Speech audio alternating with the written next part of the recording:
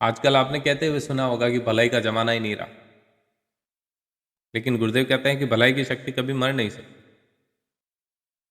नेकी कर दरिया में डाल। आपने किसी की भलाई करी, आप उसे याद क्यों रखते हैं? वो आपका नैसर्गिक नेचर होना चाहिए।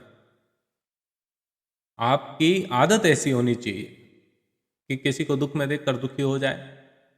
ये होती है आपकी भाव संवेदना।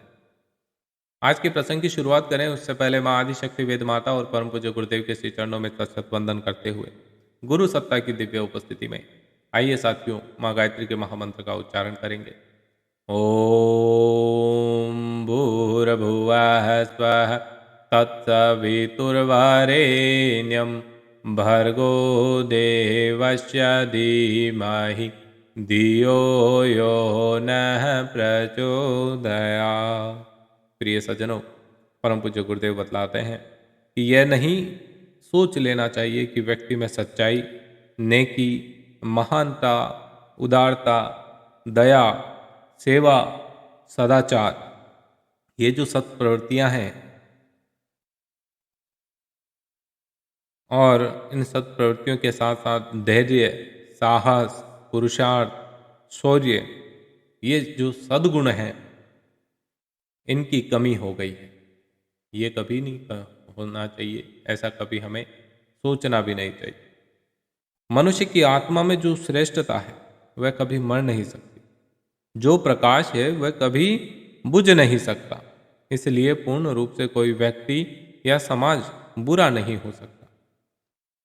गुरुदेव कहता है कि मनुष्य जाति में फैली हुई दुष्प्रवृत्तियों के प्रति हमें सावधान रहना चाहिए और उनका उन्मूलन करने के लिए सतत प्रयत्न करना चाहिए।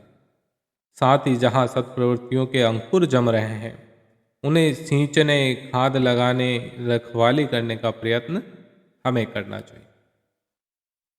देवी और आसुरी दोनों ही प्रवृत्तियां मनुष्य में रहती है। इनमें से यदि असुरता बढ़ जाती है तो सर्वत्र अशांति व आपत्तियों की स्थिति उत्पन्न हो जाती है, और यदि देवत्व पनपने लगे तो इसी भूमि पर सुख शांति का ऐसा वातावरण उत्पन्न हो जाता है कि हमें स्वर्ग जैसी आनंददायक स्थिति हमारी आंखों के आगे उपस्थित दिखने लगती है। आज बुराई बढ़ रही है और अच्छाई मुरझा गई, इसलिए चारों ओर हमें नारकीय वातावरण उत्पन्न होता हुआ महसूस होता है।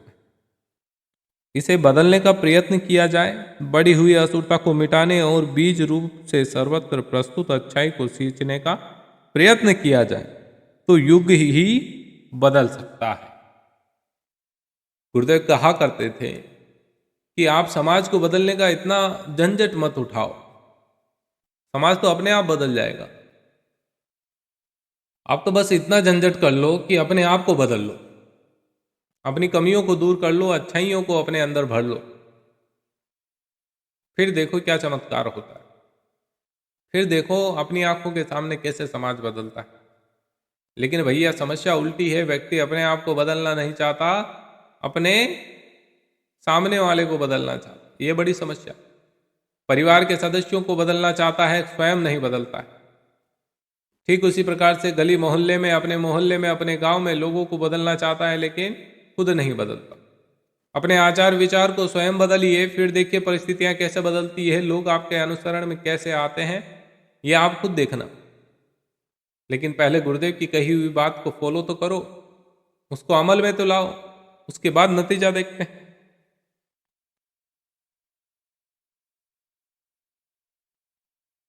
गुरुदेव कहते हैं कि जो बुराई बढ़ चुकी है, हमारी अच्छाई जो वर्तमान समय में मुरझा गई है और जिस कारण से नारकीय वातावरण उत्पन्न हो गया, और इसे बदलने का प्रयास हमने किया कि नहीं, ये एक बार बैठ के एकांत में सोचना कि मैंने क्या किया।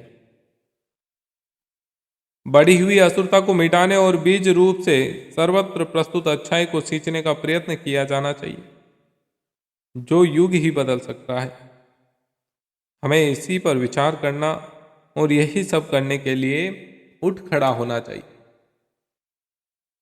जब कभी झगड़ा हो जाता है, गांव में चोर घुस आए, गांव के कुछ लोग खड़े हो गए उनके विरोध में, बाकी सभी लोग डर के दुबके हुए हैं तो कैसे होगा।